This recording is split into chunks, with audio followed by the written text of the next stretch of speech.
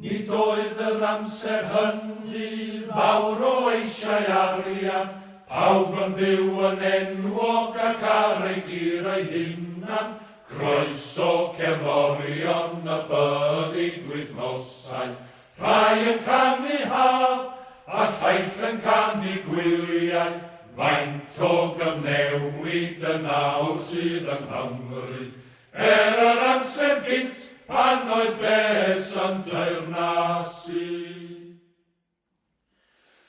Nid oedd yr oes honno fawr o sôn am drethin am besur y tiroedd na chodi y rhenti, ond undeb a chariad oedd ymhog cymdogaeth, a gadael I Satan gyflogi gwir y gyfraith, faint o gyfnewid y nawr sydd yng Nghymru. Yr amser gynt pan oedd bes yn teyrnasu.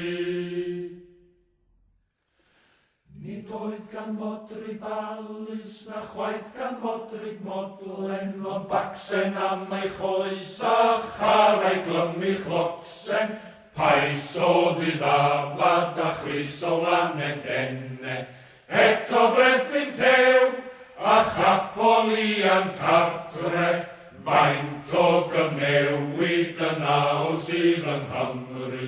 Yr amser gynt pan oedd